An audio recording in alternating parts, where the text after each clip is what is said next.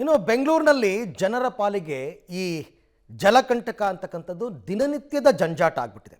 ಒಂದು ಕಡೆಯಿಂದ ಸಾರ್ವಜನಿಕರ ಪರದಾಟ ಆದರೆ ಮತ್ತೊಂದು ಕಡೆಯಿಂದ ಈಗ ಬೆಂಗಳೂರಿನ ಶಾಲೆಗಳಲ್ಲಿ ನೀರು ಸಿಗ್ತಾ ಇಲ್ಲ, ವಿಪರೀತ ಸಮಸ್ಯೆ ಆಗಿದೆ. ಹಾಗಾಗಿ ಖಾಸಗಿ ಶಾಲಾ ಒಕ್ಕೂಟ ಈಗ ಜಲಮಂಡಳಿಯ ಮೊರೆ ಹೋಗಿದ್ದಾರೆ. ಹಾಗಾದರೆ ಇವರ ಮೊರೆ ಏನು ಅಂತಕ್ಕಂಥದ್ದನ್ನು ನೋಡೋಣ ಬನ್ನಿ. ಖಾಸಗಿ ಶಾಲೆಗಳಲ್ಲಿ ವಾಟರ್ ಪ್ರಾಬ್ಲಮ್, ಆದ್ಯತೆಯ ಮೇರೆಗೆ ನೀರು ಪೂರೈಕೆಗೆ ಮನವಿ. ಜಲಮಂಡಳಿಗೆ ಖಾಸಗಿ ಶಾಲಾ ಒಕ್ಕೂಟ ಮನವಿ. ಸಿಲಿಕಾನ್ ಸಿಟಿ ಬೆಂಗಳೂರಿನಲ್ಲಿ ಜಲಕಂಟಕ ಎದುರಾಗಿದೆ. ಇದರ ಪರಿಣಾಮ ಜನ ಬಿಂದಿಗೆಯನ್ನು ಹಿಡಿದುಕೊಂಡು ರಸ್ತೆಯಲ್ಲಿ ಪ್ರತಿಭಟನೆ ಮಾಡುವ ಪರಿಸ್ಥಿತಿ ಉದ್ಭವಿಸಿದೆ. ಇದರ ಮಧ್ಯೆ ಈಗ ಖಾಸಗಿ ಶಾಲೆಗಳಿಗೆ ನೀರಿನ ಟೆನ್ಷನ್ ಶುರುವಾಗಿದೆ.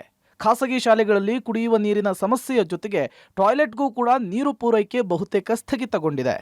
ಒಂದು ಕಡೆ ಕಾವೇರಿ ನೀರು ಸಿಗ್ತಾ ಇಲ್ಲ, ಮತ್ತೊಂದು ಕಡೆ ಬೋರ್ವೆಲ್ನಲ್ಲೂ ನೀರು ಬತ್ತಿ ಹೋಗಿದೆ. ಹೀಗಾಗಿ ಶಾಲೆಗಳಲ್ಲಿ ಪರದಾಟ ಶುರುವಾಗಿದೆ.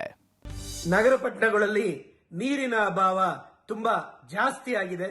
ಇವತ್ತು ಶಿಕ್ಷಣ ಸಂಸ್ಥೆಗಳಲ್ಲಿ ಮುಖ್ಯವಾಗಿ ಬೇಕಾಗಿರ್ತಕ್ಕಂಥದ್ದು ಶೌಚಾಲಯಕ್ಕೆ ಒಂದಷ್ಟು ಹೈಜಿನಿಕ್ ಮೆಷರ್ಸ್ಗೆ ನೀರು ಬೇಕು. ಆದ್ರೆ ಅದಕ್ಕೆ ನೀರೇ ಇಲ್ಲದೆ ಪರಿಸ್ಥಿತಿ ಉದ್ಭವ ಆಗಿದೆ. ಇಂಥ ಪರಿಸ್ಥಿತಿಯಲ್ಲಿ ಶಾಲೆ ನಡಿಲೇಬೇಕಾಗಿದೆ.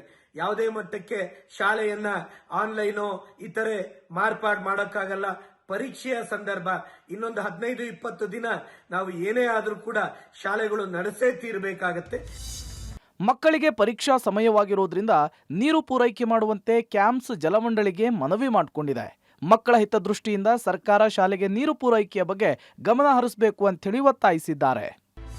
ಮಾನ್ಯ ಸರ್ಕಾರಕ್ಕೆ ನಾವು ಮನವಿ ಮಾಡ್ತೇವೆ. ಇವತ್ತು ಏನು ಖಾಸಗಿ ಬೋರ್ವೆಲ್ಗಳು ಅವರ ಒಂದು ನಿಯಂತ್ರಣದಲ್ಲಿದೆ, ಮತ್ತೆ ಏನು ಟ್ಯಾಂಕರ್ಸ್ ಸರ್ಕಾರದ ನಿಯಂತ್ರಣದಲ್ಲಿದೆ.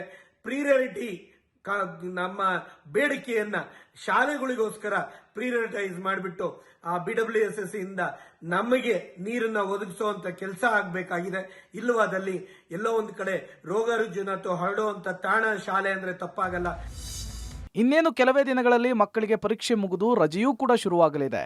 ಹೀಗಾಗಿ ತಾತ್ಕಾಲಿಕವಾಗಿ ಮಕ್ಕಳ ಹಿತದೃಷ್ಟಿಯಿಂದ ಶಾಲೆಗಳಿಗೆ ಆದ್ಯತೆಯ ಮೇರೆಗೆ ನೀರು ಪೂರೈಕೆಯ ಕೆಲಸವನ್ನ ಮಾಡಬೇಕಿದೆ. ಪವಿತ್ರ ಪಬ್ಲಿಕ್ ಟಿವಿ, ಬೆಂಗಳೂರು.